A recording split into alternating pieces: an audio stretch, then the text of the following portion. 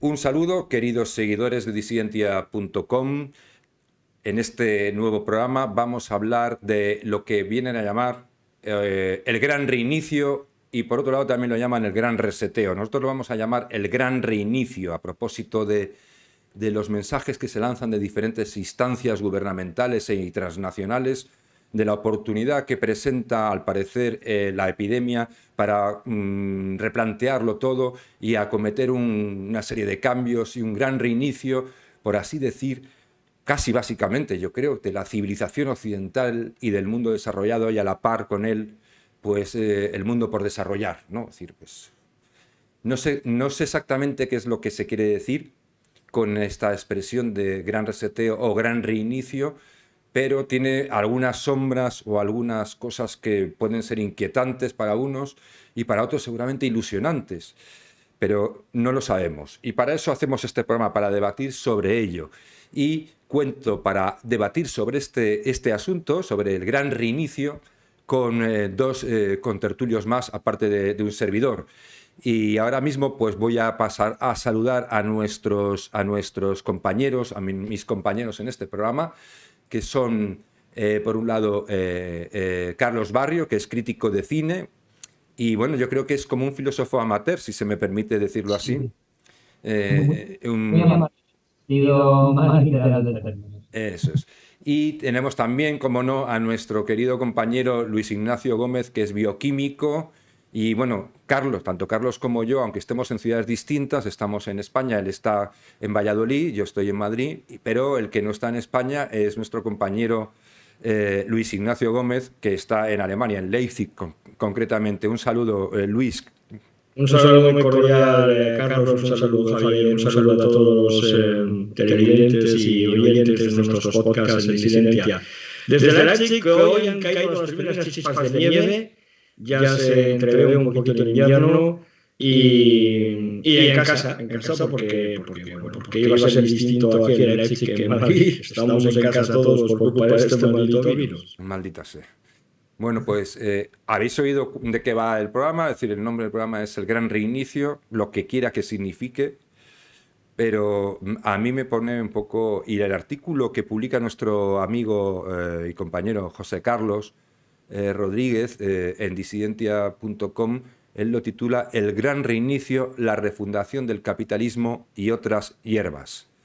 Bueno, pues yo recomiendo que lo lean porque él plantea una serie de preguntas a propósito de las declaraciones en general de los estamentos gubernamentales y transnacionales, en este caso concretamente de Ursula von der Leyen, que bueno, pues hace aprovecha también, se suma a esta tendencia de aprovechar, de querer aprovechar, entendemos que en un sentido muy bello y hermoso y positivo, esta dichosa epidemia, esta maldita epidemia, para arrancar como si fuera esto que decía nuestro gobierno de la nueva normalidad, ¿no? Es decir, a mí todo esto me da bastante grima. Lo digo particularmente, sé que es bastante, quizá pues un poco serio decirlo así, ¿no? Un poco trivial, ¿no? Pero a mí me produce cierta desconfianza estos grandes reinicios o un gran reseteo, porque no sé hasta qué punto hace falta hacer estas cosas o plantearse en estos términos la continuidad de nuestra existencia, ¿no? de nuestras vidas y de nuestros países, de nuestras sociedades.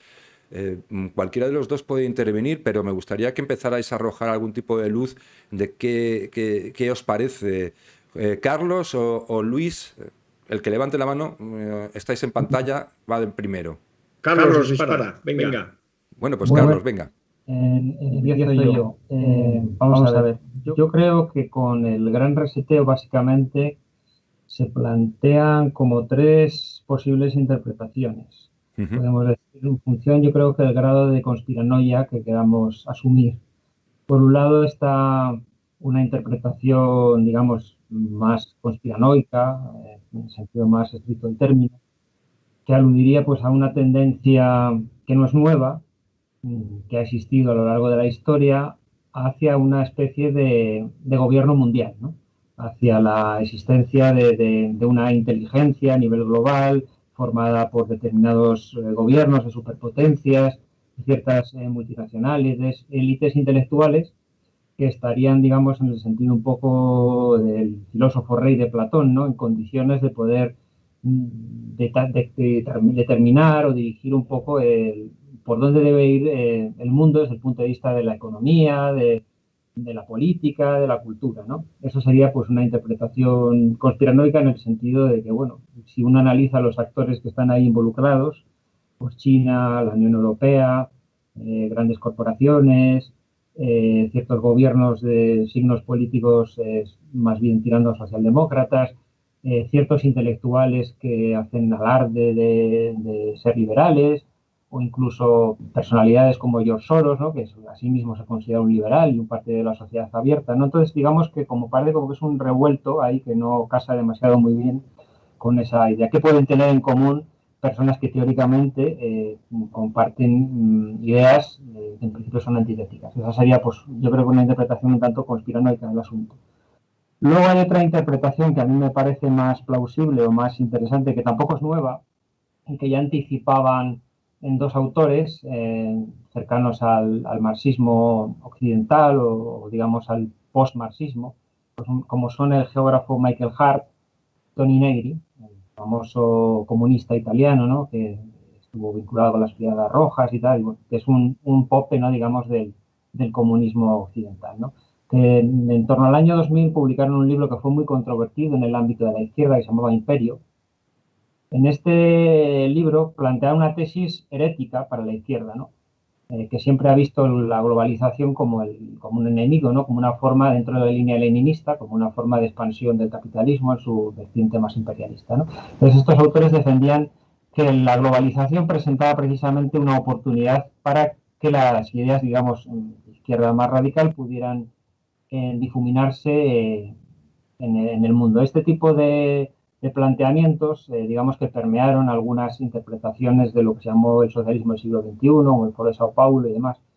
Pero tampoco creo exactamente que con el gran reseteo estemos presenciando, digamos, el triunfo definitivo, digamos, de Marx eh, después de la caída del muro de Berlín, ¿no? Cuando parecía que el marxismo estaba absolutamente aniquilado. Tampoco creo que esa sea la interpretación que debamos hacer. Yo digamos que más bien lo que creo es que con el gran reseteo lo que vemos es un intento a nivel globalizador de resucitar el ideal socialdemócrata. Entonces digamos que un poco resucitando esa controversia que se produjo en los años 20 entre Trotsky y Stalin acerca de cómo realizar el comunismo, el socialismo, sin un solo país o a nivel global. Trotsky consideraba que no había ninguna posibilidad de que las ideas socialistas pudieran triunfar si no triunfaban a escala, digamos, planetaria, mientras que Stalin era partidario pues, de una realización del socialismo en la Unión Soviética. Pues yo creo que eso pasa un poco con el tema de la socialdemocracia, que ha tenido pues, un declive evidente en las últimas décadas, sobre todo con el declive del estado de bienestar, con la incapacidad de este estado de bienestar de autofinanciarse y con una serie de tensiones que se han producido entre las clases medias y las clases trabajadoras como consecuencia del fenómeno globalizador. Entonces yo creo que este gran reseteo tiene bastante más que ver con ese intento de resucitar, digamos, el paradigma socialdemócrata a una escala global, que es la única posibilidad en la que este paradigma puede, digamos, triunfar. Y eso se basa fundamentalmente, aparte a través de una serie de medidas económicas que van un poco en esa línea de un intervencionismo del Estado. Lo que pasa es que ya no es tanto la pobreza, digamos, o la desigualdad, que también en cierto sentido, sino que es la alarma climática o las desigualdades de género, racial, etcétera, un poco, digamos, el vector fundamental en el que se está incidiendo para promover esa agenda socialdemócrata. Y luego también, por otro lado, está lo que Miguel Ángel Quintana ha calificado del capitalismo moral, ¿no? Es el hecho de que las grandes multinacionales, ahora más que están interesadas, digamos, tanto no siguen estando interesadas, evidentemente, en la producción de bienes y servicios y, lógicamente, en generar beneficios, pero también, evidentemente, se han convertido, digamos, en grandes sucursales de valores o de ideas que se supone que son progresistas o que deberían ser, digamos, absorbidas, ¿no? Por la sociedad para que ésta se encaminara hacia una senda de progreso, ¿no? Pues yo creo que un poco va por esa línea, ¿no? Yo creo que resucitación o de rehabilitación de la idea socialdemócrata creo que está un poco de capa caída. Lo que no se entiende muy bien, aunque bueno, si uno analiza también los orígenes un poco del pensamiento liberal, es el que pintan ahí ciertos actores que se consideran neoliberales o liberales un poco promoviendo esta agenda global, ¿no? Un poco ahí la duda que nos puede quedar, ¿por qué hay determinados intelectuales liberales que apoyan este tipo de... Tiene una explicación sencilla, y es que básicamente yo creo que el liberalismo es fundamentalmente apolítico en su génesis, ¿no? en su constitución. Entonces yo creo que al liberalismo le cuesta un poco, digamos, darse cuenta o comprender determinadas derivas políticas, ¿no? Digamos que es un poco más, está más obsesionado, digamos, con la idea del control del poder en el libre mercado y no tanto, digamos, en los movimientos que se producen, digamos, en la sociedad como consecuencia de determinado desarrollo de ciertas ideas.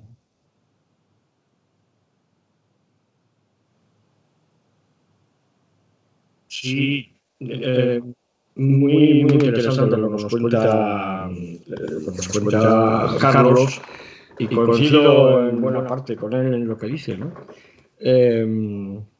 A mí me gustaría destacar un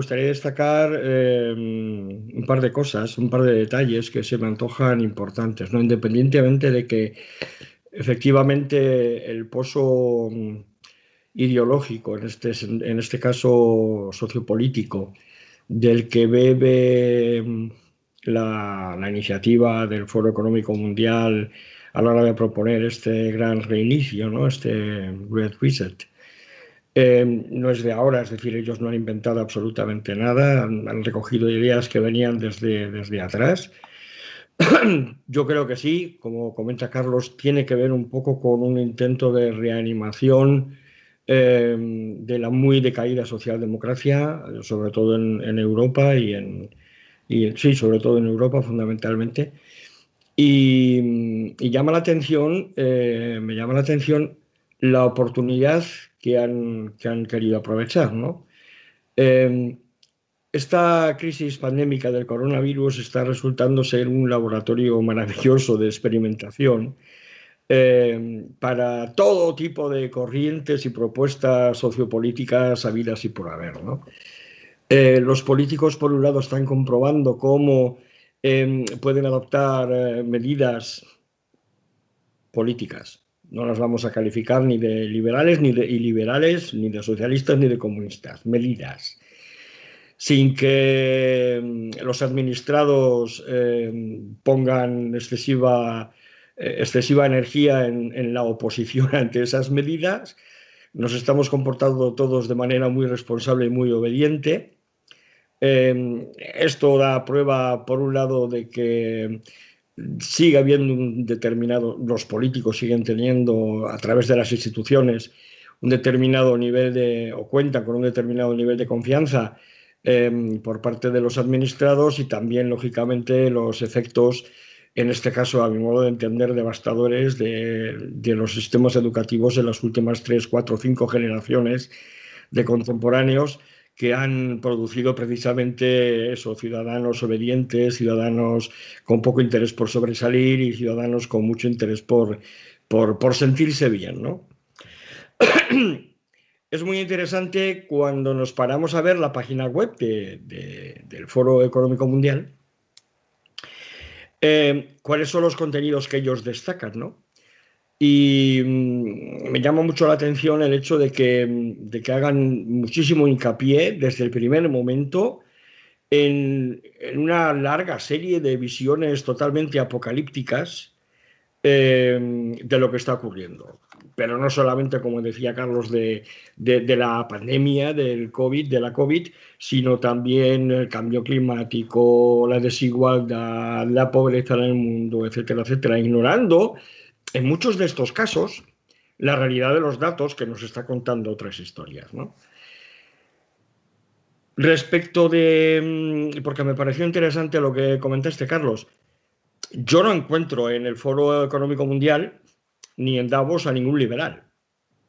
A lo mejor hay gente que dice que son liberales, pero yo liberales no veo ninguno. Yo Es muy... tampoco. Ninguno, o sea, absolutamente ninguno, ¿no? Tampoco veo en las propuestas programáticas del Foro Económico Mundial ni una sola propuesta de corte liberal. Con lo cual quiero pensar que, bueno, pues es una buena forma de... Si me permites, Luis, quizá Sí, yo voy a acotar un poco, solo un minuto, te interrumpo solo un segundo. sí. Voy a acotar. Yo no creo realmente que en esos foros haya verdaderos liberales tampoco. Desde luego, si están, lo disimulan muy bien. Estupendamente bien, ¿no? Lo que yo sí creo, lo que quizá puede apuntar Carlos, que igual me equivoco, pero vamos, igual lo apunto yo, es que desde cierto, como hay unas dos posturas, una pretensión de recuperar un cierto control sobre la situación, ¿no? Quizá es esa de fondo lo que parece que hay en estos foros y en estas élites, de aprovechar la coyuntura para no perder el control, porque las cosas se estaban descontrolando un poco con esto del populismo, ¿no? Por lo menos es lo que nos decían. Y lo que quizá hay es que hay una parte de la sociedad que se siente alarmada, se siente bastante alarmada, y quizá en algunas partes de esa sociedad hay cierta conspiranoia, podemos decirlo, o no, pero bueno, puede parecerlo. Y lo que quizá ocurre con los liberales que no están en esos foros es que desdramatizan la situación, tienden a desdramatizarla, a quitarle la trascendencia que pudiera tener para esa parte de la población que sí se siente alarmada, ¿no? O preocupada por lo que está ocurriendo. Es simplemente el matiz que te quería decir. No creo que en esos organismos haya demasiados liberales. Yo he visto a gente que se manifiesta expresamente liberal y que sin embargo te está defendiendo el sistema de cuotas, ¿no? Por ejemplo, ¿no? El sistema de cuotas. Sí, bueno, ya te digo, o sea, siempre me parece muy importante. A lo mejor es que yo he tenido la mala suerte de haberme encontrado con el liberalismo a través fundamentalmente de tres autores, que son Mises y Hayek y más adelante Adam Smith. Y digo que mala suerte porque me salté a Locke y me salté a Rawls y me lo salté, y yo personalmente no les considero liberales. Para mí ellos no representan el liberalismo. Sin embargo, Mises y Hayek o Smith sí lo hacen. Y por eso digo que es muy probable que haya gente que se considere liberal y no lo es. Y muchas veces he dicho, y termino ya con este inciso sobre el liberalismo, si yo soy conservador, no debo de tener ningún reparo en decir que soy conservador, porque ser conservador no es nada malo. Si no hace falta decir, no es que yo soy liberal, no, hombre, soy conservador, no pasa nada, pero si es que es normal que haya gente conservadora, no hay ningún problema. Pero no diga usted que es liberal cuando no lo es. A lo que iba, y para terminar esta mi primera intervención. También si eres social liberal, que eres más socialdemócrata que otra cosa, pues tampoco eres liberal. No, tampoco. Puedes decirlo, ¿no? Pero el problema quizá es que no es tanto el conservador que quiere creer que es liberal, como creo que hay gente que no es liberal, que es más bien socialdemócrata, por decirlo suavemente, y sin embargo está diciendo que es liberal porque el liberalismo creen que es el socioliberalismo, por ejemplo, ¿no? Otra, que tampoco es ningún problema. Oye, si soy socialdemócrata, lo digo y no pasa nada. Pero si es que precisamente para eso estamos... vamos a ver, si es que precisamente esa es la salsa de la discusión política y de la interacción social, que haya gente con ideas diferentes, adscritas a corrientes distintas, y que de la discusión surjan nuevos ímpetus y nuevos impulsos. En fin, lo que... Pero vamos a los hechos, vamos a los hechos. Uno se para en quiénes son los que promueven de manera directa y consciente y constante y pregnante las ideas del gran reseteo, del gran reinicio, y nos encontramos, ¿con quién nos encontramos? Nos encontramos con el príncipe Carlos de Inglaterra, nos encontramos con el secretario general, el señor Guterres, nos encontramos con la señorita Kristalina Georgieva, que es la gerente del Fondo Monetario Internacional. Nos encontramos con, ojo, directores ejecutivos, CEOs de Mastercard, British Petroleum, Microsoft. Nos encontramos con altos funcionarios del Banco Popular de China. No nos encontramos en el frente, en ese frente. Ahí no está ni von der Leyen, ni Angela Merkel, ni estaba Trump, ni se le esperaba, ni estará Biden probablemente. No está Pedro Sánchez tampoco, a pesar de su liderazgo en el grupo G20. O sea, no tenemos personas realmente adscritas a la acción política de gobierno. Lo que tenemos son otro tipo de personas que sin duda persiguen otro tipo de intereses y sobre todo desde otro tipo de escenario. Nos salimos del escenario de la democracia o de las democracias occidentales y traigo la democracia porque hablaremos después de ella. Me encantó la referencia al filósofo rey de Platón que hiciste, Carlos. Efectivamente, por ahí van un poquito los tiros, creo yo. La plataforma que ellos usan es otra. No es la parlamentaria. No, no, no, no, no. No es la que nosotros podemos elegir. Y Es otra. con- Y ese es un problema, a mi modo de entender, muy serio, muy grave de esta propuesta de la BEF, del Foro Económico Mundial. No, yo simplemente, vamos a decir, aquí hay mucho tema que cortar y claro, como todo, es bastante complicado. Es muy complicado establecer. Lo primero que voy a decir es que, lógicamente, pensar que todo esto se basa en una gran conspiración es complicado. Es complicado que funcione exactamente así, entre otras razones porque tenía que ser una conspiración tan colosal, con tantísimos agentes implicados, que sería muy difícil que no saltaran las costuras, ¿no? Es decir, no se trasladara al público a evidencias claras de que es una conspiración como tal, una conspiración monolítica, ¿no? Es decir, hay una confluencia de intereses, que es algo que lleva mucho tiempo sucediendo. A propósito de esto, pues por ejemplo, hablar del capitalismo moral o moralizante es una cosa, pues podemos ponerle un nombre nuevo, pero es algo tan viejo como que te puede remontar a principios del siglo XX, cuando surge, y de ahí surgirá la socialdemocracia en buena medida, surge lo que se llama la nueva vía, que es la alternativa al marxismo en Europa, que es un sistema o una idea en la que dices, no, no vamos a expropiar los medios de producción como haría el marxismo, porque esto es en Suecia, porque los suecos son tipos listos y saben que cuando el Estado se hace cargo de los grandes negocios, las grandes empresas suelen ir a la quiebra, ¿no? Es decir, suelen convertirse en negocios ruinosos, en la ineficiencia en la administración total. Entonces dicen, no vamos a expropiar los bienes de producción porque los manejan mejor, se manejan mucho mejor por agentes privados que tienen sus incentivos y por lo tanto suelen ser mucho más exitosos. Pero lo que vamos a hacer es otra cosa distinta, es condicionar este sistema capitalista a través de la demanda. Es decir, vamos a decir cómo debemos consumir, cómo debemos comportarnos. El ciudadano cómo tiene que ser el ciudadano, ¿no? El ciudadano tiene que ser un ciudadano correcto, bueno, que consuma bien, que no contamine mucho, que tenga hábitos saludables. Y a partir de ahí es donde, bueno, pues lógicamente se establece un entendimiento bastante claro y lógico, por otro lado, entre el gran poder económico, o aquellos que tiendan a desarrollar un poder económico superlativo y tiendan a convertirse, como solemos decir, en oligopolios o agentes con una posición dominante, pues se produce una connivencia inevitable entre el poder político, el poder administrativo, que dicta las leyes, que puede marcar un poco las líneas maestras de las políticas de los estados, con los intereses de estos agentes que pueden influir en la política sin lugar a dudas. Hay una influencia mutua, es decir, hay ahí sí que hay no la colusión rusa de Donald Trump de las elecciones de 2016, ahí hay una colusión evidente, clara, que se ha producido y se lleva produciendo mucho tiempo. Siempre cito el ejemplo, por ejemplo, de este foro que se llama el Global Compact. Global Compact, que nace en la ONU, en las Naciones Unidas, es una especie de organización en la que se suman las grandes empresas y tienen que aceptar y asumir, pues digamos, una declaración de principios, ¿no?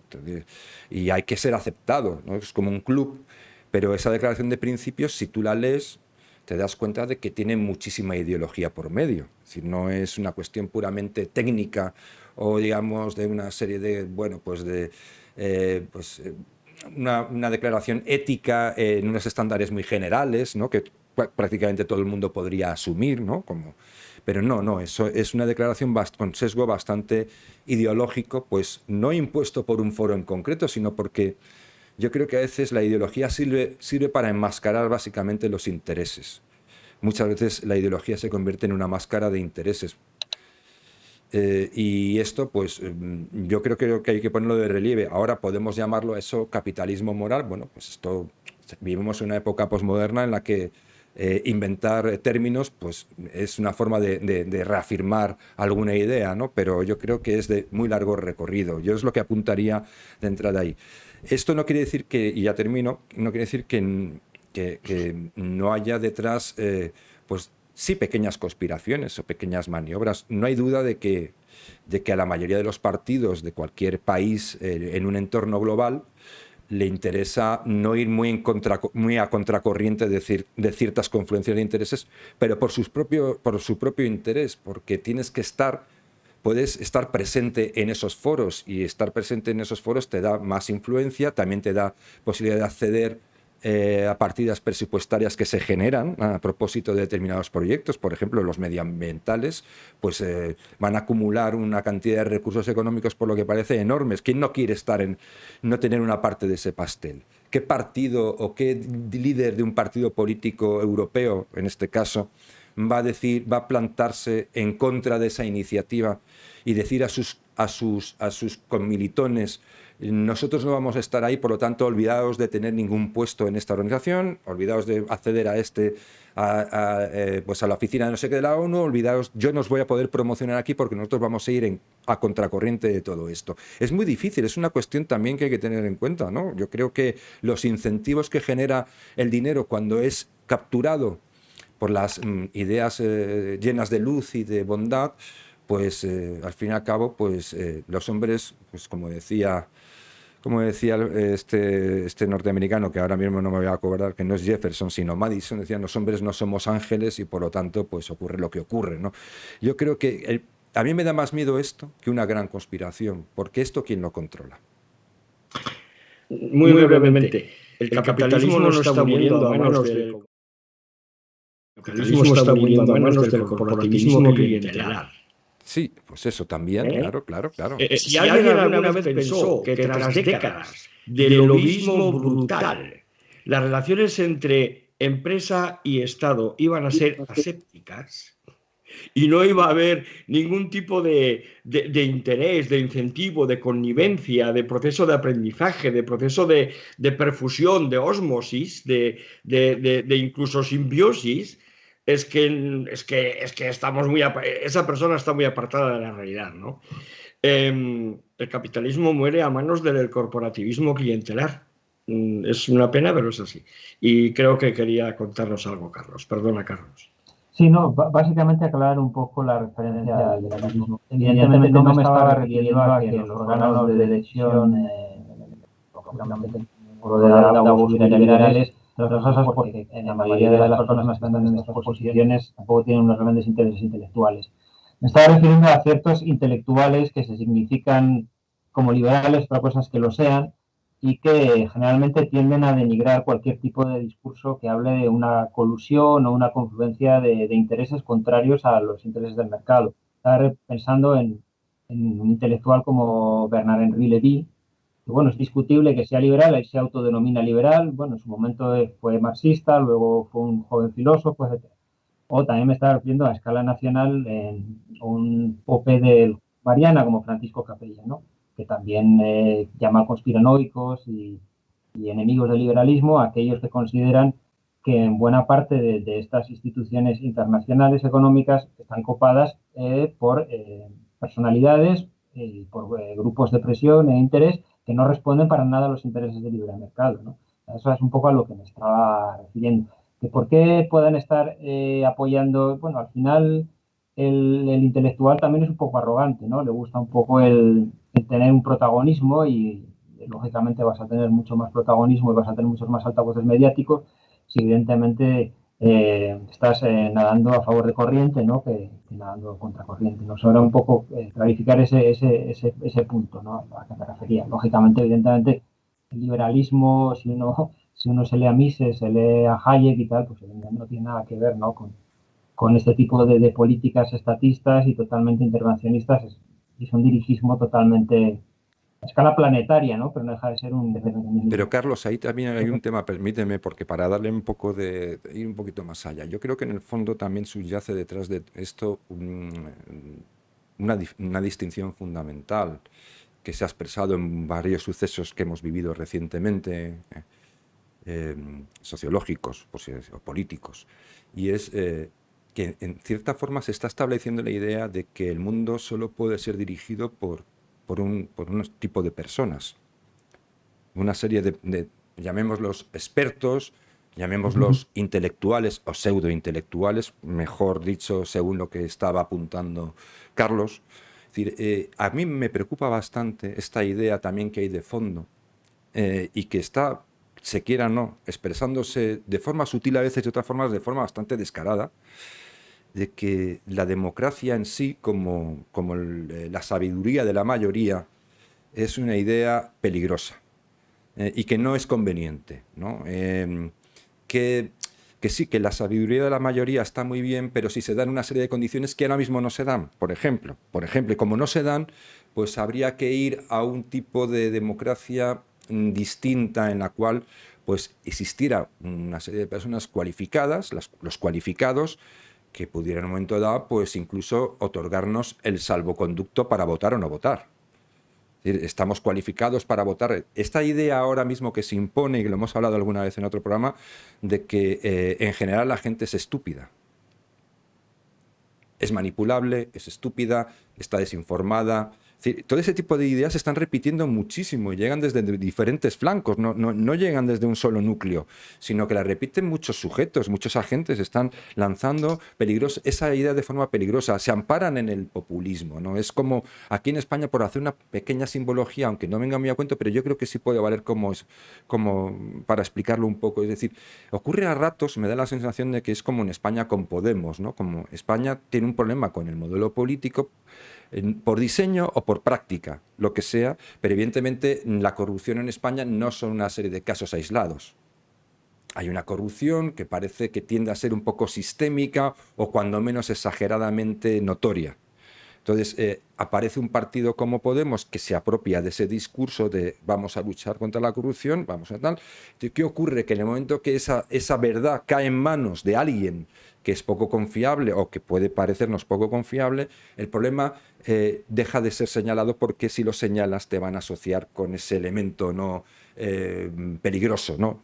Y yo creo que en cierta forma con el populismo, con Donald Trump, con la cuestión del Brexit, con Bolsonaro en Brasil, con los movimientos, digamos, nacionalistas o pseudo-neonacionalistas que surgen en Europa, todos esos elementos se utilizan como espantajos, de alguna manera, para que los problemas de fondo que estaba comentando yo, de ese peligro real de que la democracia acabe convirtiéndose en el gobierno, entre comillas, de los mejores y no el gobierno de todos, o el control del gobierno por parte de todos, si lo queremos ver así, pues esto está poniéndose en cuestión.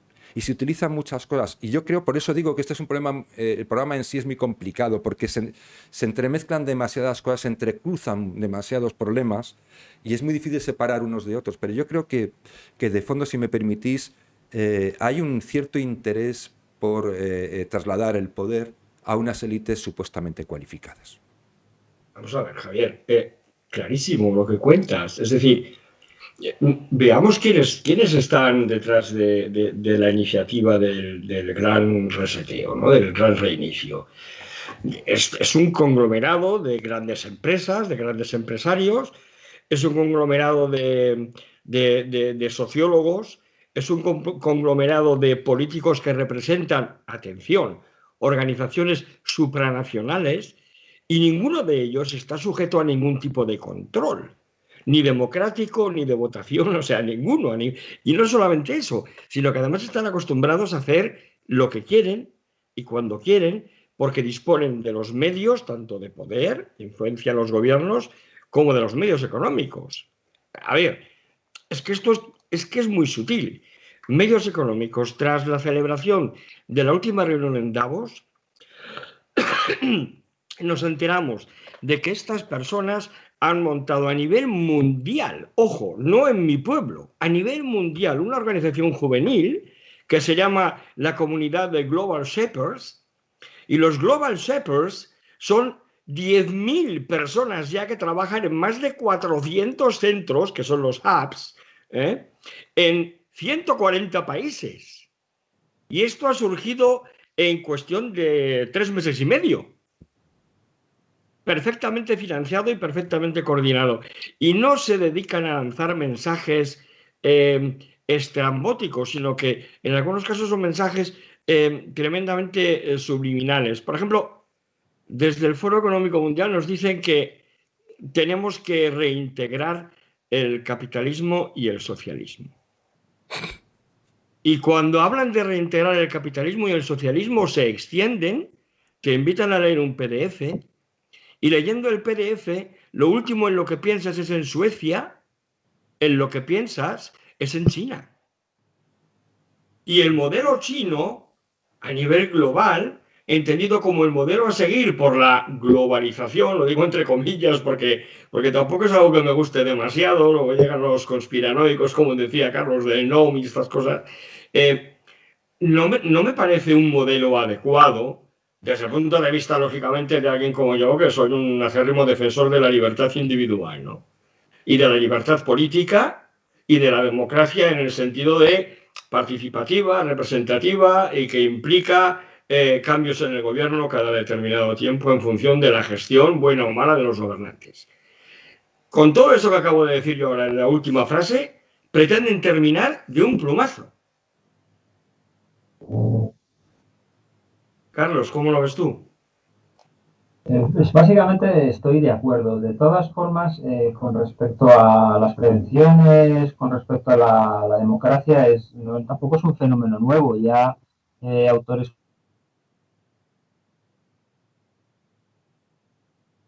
¿Me escucháis?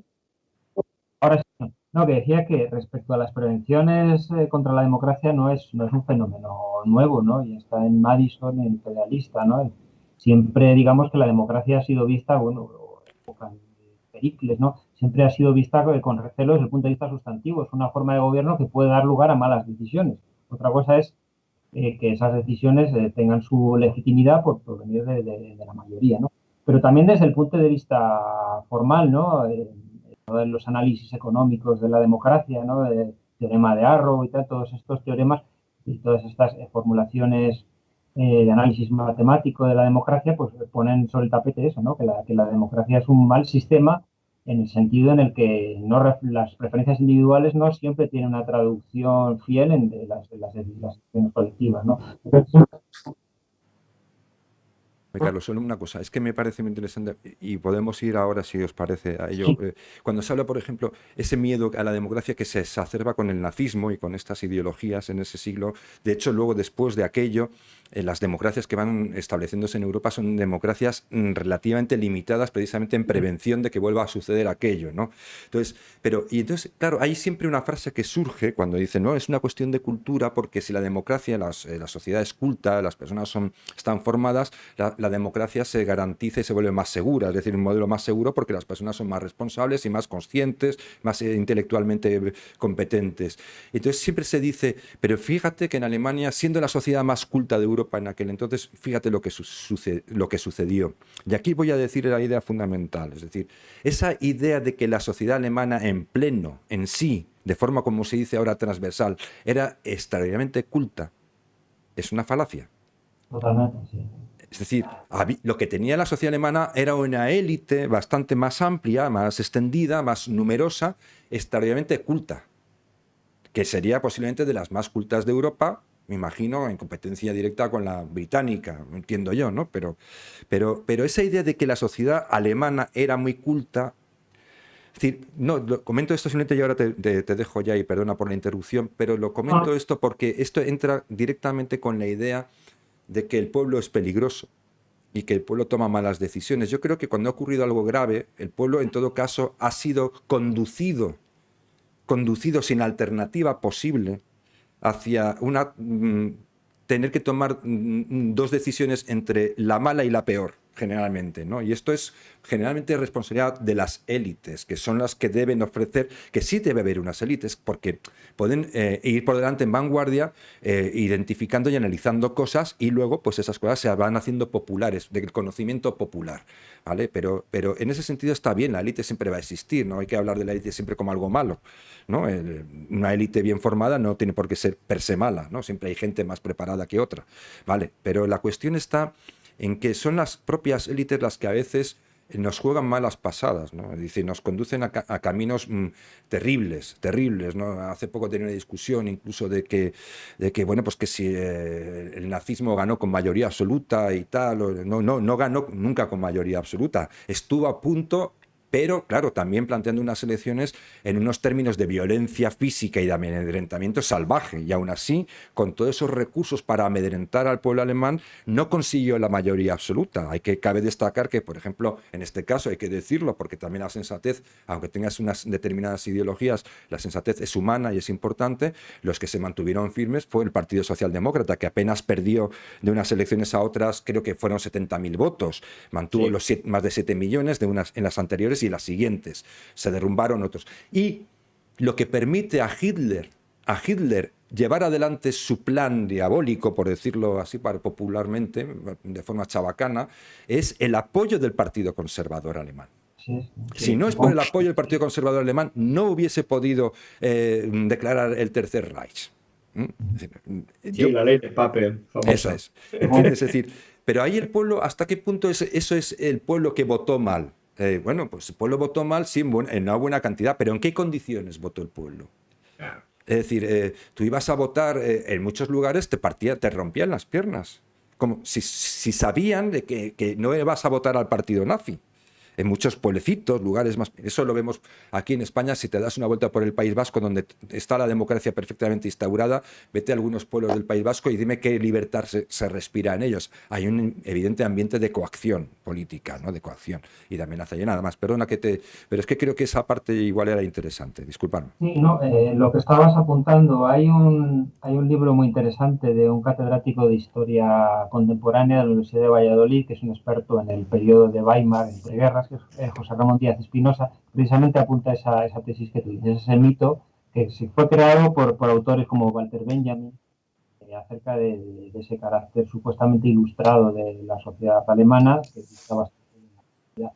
Y luego otro punto que también es interesante, y yo creo que explica este recelo hacia la democracia que vivimos en estos tiempos, tiene bastante que ver con el mito de los politólogos acerca del consenso, según el cual los sistemas políticos que son estables son aquellos en los que las ideologías tienden a converger, ¿no?, en una serie de consensos o de ideas básicas que se suelen situar en el centro del espectro político, ¿no?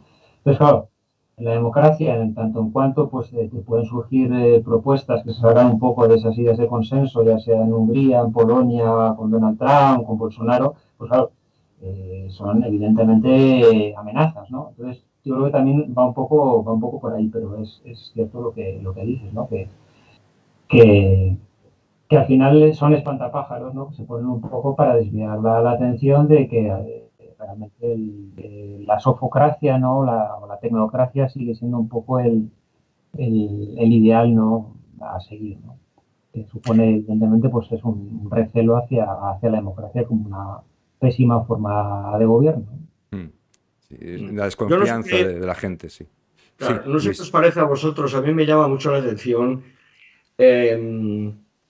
la forma pasiva y acrítica con la que, y me incluyo, con la que los ciudadanos corrientes en muchas ocasiones aceptamos determinados mensajes sin que nos pique un poco la curiosidad por saber si efectivamente hay algo detrás, ¿no?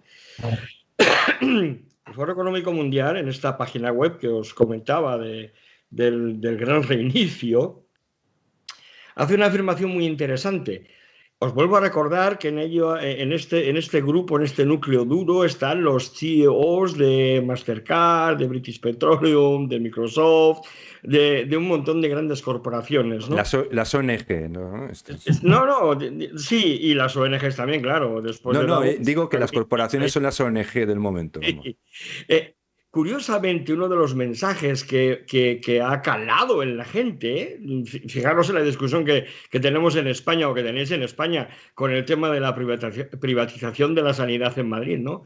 Es el de que los servicios públicos han perdido calidad debido a las privatizaciones. Sin un número, sin una cifra, sin una referencia, simplemente la frase. Y entonces nadie se para a pensar quién la dice. La dice precisamente gente, empresas que han crecido a la sombra de los contratos públicos. Es que es... Mira, recientemente hablando de la ineficiencia, te pongo solo un ejemplo, es que me llama, uno de los sectores más emergentes ahora mismo es otra vez el de la carrera espacial. Pero realmente a nivel de empresa es súper rentable. Es decir, claro. Pero el otro día estaba viendo una entrevista de un tipo de la NASA que es como un funcionario en Estados Unidos, es un funcionario, pero claro, hay funcionarios honestos también, claro. Y este decía que el renacimiento de la carrera espacial estaba siendo posible precisamente por la entrada de las empresas privadas en el sector, porque lo que en la NASA costaba $100 millones, una empresa privada haciendo exactamente lo mismo, incluso siendo más sofisticado el avance o haciendo un avance todavía más notorio, costaba exactamente la 10ª parte. Es decir, eso lo decía un funcionario. Porque es así, Javier. Es decir, no estamos hablando de un tema solamente de calidad, también estamos hablando de un tema de efectividad y estamos hablando de un tema de economicidad. Ya te digo, no entiendo por qué la mayor parte de la gente somos tan propensos a aceptar ese tipo de mensajes como verdad verdadera, como el oro del moro, y resulta que nunca nos planteamos qué es lo que puede haber detrás, ¿no? Y desde el Foro Económico Mundial nos dan la respuesta rápidamente, porque lógicamente ellos cuando plantean un problema tienen que dar una respuesta, ¿no? Y la respuesta que dan es muy clara, y no hay ningún problema. Efectivamente, tenemos unos servicios públicos deficientes que van perdiendo calidad, pero no os preocupéis porque os vamos a pagar una renta básica incondicional, no os preocupéis porque vamos a aumentar los impuestos a los ricos para que se vuelva a reencauzar la riqueza hacia las clases menos privilegiadas. Y la gente este mensaje lo toma como propio y no se paran a pensar tampoco que si uno es un poco más que 1.000 eurista en España y aquí en Alemania un poco más que 2.000 euristas, ya entra de lleno en la categoría de rico a la hora de pagar impuestos.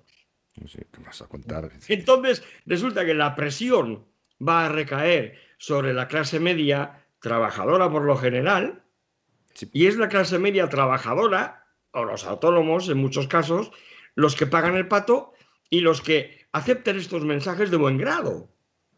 Es increíble. Sí, porque Las grandes empresas, que son las que van a obtener el beneficio de los grandes contratos estatales, proponen y lógicamente lo que ellos puedan pagar de impuestos, que proporcionalmente es mucho más que lo que pago yo. Sin embargo, ellos son los que obtienen los mayores beneficios de políticas iniciadas por ellos, fomentadas por ellos, cabildadas por ellos, aplicadas por el gobierno que yo voté y financiadas con mi dinero. Y nadie parece preocuparle este círculo vicioso. Todo el mundo diciendo que sí. Y que ese es el camino que tenemos que seguir, ¿no? Sí, yo muchas veces, de verdad, os lo digo, me quedo perplejo leyendo cosas en prensa, artículos, comentaristas, no digo ya en Twitter, porque en Twitter hay mucho loco, pero, y yo digo, pero de verdad que nadie cae en la cuenta de que nos están estafando. No. Ya, bueno, pero solo percibimos aquello que queremos recibir y no nos damos, como lo que se quita, no sabemos muy bien cómo se quita, porque aquí no se segregan, los impuestos no aparecen desglosados en ninguna parte, las nóminas te hacen las retenciones a los trabajadores por cuenta ajena, no las ven, es decir, no somos conscientes realmente de todo aquello que se nos va, que nos quitan para a cambio darnos tal. No hay más que ver, además, te lo digo de verdad, es un escándalo en España, pero vamos a volver ahora al tema, pero lo dejo dicho para retomar el tema, para ir terminando. no hay más que ver el desastre que es con la epidemia el funcionamiento de las administraciones, hacer cualquier gestión. Es decir, vete a la página del SEPE, vete a pedir simplemente la hoja esta de solicitud de empleo o la de prestación de servicios. Es decir, es una cosa absolutamente demencial. Si ya era a veces en algunos lugares difícil que físicamente se atendiera bien, ahora con la pandemia, como todas las ventanillas están cerradas, yo no sé a qué se dedican todos los funcionarios. Habrá algunos que estarán seguramente medio muertos bajo una montaña de trabajo, pero me temo que muchos de ellos esto también ha servido para, en cierto, y con todos los respetos para aquellos que no caigan en esta situación y estén pasándolo también, estén pasando sus agobios, pero yo sospecho que ha habido que esto facilita un ausentismo real de las administraciones públicas escandaloso. Entonces, recientemente hacían el anuncio de que la sanidad pública se va a hacer cargo de la atención bucosanitaria, bucodental. Los dentistas va a pagarlo el Estado. Pero si no son capaces de tramitarme un papel de un ERTE, ¿me va usted a arreglar la boca? No, es que esas son preguntas que nos deberíamos hacer. O quizás mejor que dejen de hacer todo lo que están haciendo y igual puedo ir al dentista que me dé la gana y pagarlo con soltura. O con soltura o por lo menos sin morirme de hambre, ¿no? Morirme de hambre. Y bueno, pues vamos a ir recapitulando, Carlos, que nos hemos ido un poco, la culpa es mía también, hay que decirlo, pero vamos a ir recapitulando un poco hasta qué punto es inquietante esto o hasta qué punto se va a quedar simplemente en lo de siempre, en una vuelta de tuerca más y una declaración de intenciones de lo que comentábamos antes, ¿no? Yo lo veo bastante inquietante. Además, creo que el hecho de la pandemia está favoreciendo bastante la internalización por parte de la gente de este tipo de mensajes, ¿no? Esta idea, digamos, de que tenemos que resetear el sistema porque si no, evidentemente, situaciones como la que estamos viviendo, la pandemia van a ser mucho más frecuentes, ¿no? Y luego también no hay que descuidar ni mucho menos la influencia que están teniendo los medios de comunicación, que están siendo absolutos altavoces, ¿no?, de este tipo de mensajes y realmente, aunque tienen bastante desprestigio, pero todavía siguen teniendo una influencia notable, ¿no? Entonces, yo desde ese punto de vista creo que vamos a vernos en una situación complicada, es decir, creo que va a haber resistencias, evidentemente, a este intento, digamos, de reseteo, digamos, o de cambio civilizatorio, porque yo creo que en último término es un cambio civilizatorio. Pero vamos, ¿qué pueda ocurrir? Pues dependerá de los muchos factores, ¿no? Pero yo creo que sí, que es una situación como mínimo inquietante. Y desde luego, eh, el famoso vídeo, ¿no?, que popularizaron, ¿no?, de promoción de la Agenda 2030, la verdad es que rivaliza bastante con cualquier distopía, ¿no?, de Orwell. Realmente es una situación como mínimo inquietante. Inquietante. Sí, Luis. totalmente de acuerdo con Carlos. Yo también estoy bastante preocupado. Yo recuerdo con frecuencia, fíjate, un liberal recordando con frecuencia las palabras del jefe de gabinete de la primera administración de Obama, ¿no?, Emmanuel Graham, que decía: nunca dejes que una crisis se desperdicie. Y los políticos han aprendido esa lección y estos grandes empresarios y estos grandes pretendientes a manejadores de los destinos universales han tomado esta expresión al pie de la letra. Lo estaban intentando, llevaban muchos años intentándolo con el tema del cambio climático, pero se ve que la gente no terminaba de tenerle realmente miedo al asunto. Y gloriosamente aparece este virus y esta pandemia. Y fíjate tú qué bien, vamos a aprovechar esta crisis para darle la vuelta a todo, ¿no? El problema que yo le veo es, y es de alguna manera el mensaje que me gustaría enviar a nuestros televidentes y nuestros oyentes, ¿no? Les ruego que se fijen muy bien en lo que nos están contando, cómo nos lo están contando, y cuáles son los conceptos que están utilizando. Están utilizando conceptos como crisis apocalíptica, encrucijada histórica, objetivos comunitarios, soluciones colaborativas. Pero si llevamos aplicando soluciones colaborativas desde que el Homo sapiens es Homo sapiens, y los neandertales también lo hacían, lo presenta como algo nuevo, ¿no? Tenemos que fijarnos en el ejemplo y en lo que hacen los actores importantes. Y se ponen ellos mismos de ejemplo, ojo, ¿eh? No tienen ningún reparo en ponerse los mismos de ejemplo, ¿no? Debemos de recuperar los principios de la sostenibilidad. Y sigo esperando que alguien desde el Foro Económico Mundial, desde Davos o desde Naciones Unidas me dé una definición aceptable de sostenibilidad, que sigo buscándola. Ahí no la encuentro en otros sitios, pero ahí no. Y sobre todo, justicia. Justicia climática, justicia social, justicia intergeneracional, sea esto lo que sea, que tampoco lo explica muy bien. Debe de ser que si yo me endeudo en miles de millones que deberán de pagar las generaciones que vengan, eso debe ser lo justo. Sí. Esa es la justicia. Hombre, Yo claro. no pago, pero pagan mis nietos. Por favor, estemos muy atentos a este tipo de mensajes porque creo que sí, es un movimiento que debe de por lo menos preocuparnos, debe de inquietarnos. ¿Por qué? Porque envuelto en todo este paquete de conceptos que nos abruman y con que nos bombardean, como dice Carlos, desde la prensa y la televisión, lo que se esconde es un desprecio profundo por nuestras necesidades que al fin y al cabo las expresamos, tanto desde el punto de vista económico, sociológico, etcétera, etcétera, con nuestro voto.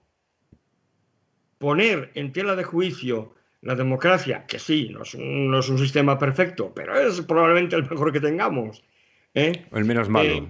Y sobre todo, dejándolo todo en manos de ese rey justo y bueno de Platón, eso sería peligrosísimo y sería avanzar a pasos agigantados hacia un globalismo, vuelvo a ponerlo entre comillas, hacia una nueva China, pero a nivel mundial, en la que todos estaremos controlados, no tendremos ninguna capacidad de control sobre la acción del gobierno y al contrario, ellos tendrán todo el control sobre todo lo que hacemos nosotros.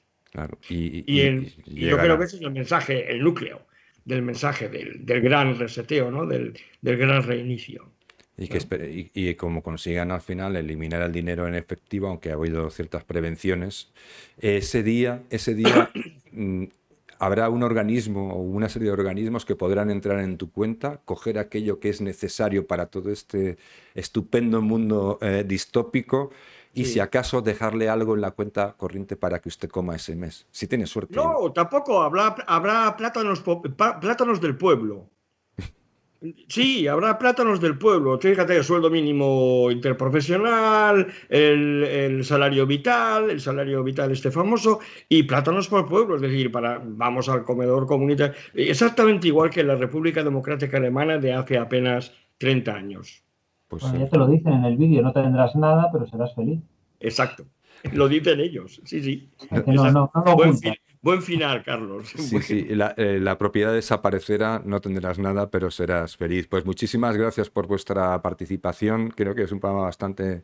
Lo que pasa es que da para hacer la segunda parte, la tercera, y si quedamos todavía en pie después de aquello, la cuarta, si nos dejan. Si no nos cae, nos viene alguno de estos señores por ahí, o nos cae un rayo justiciero desde el cielo y nos carboniza.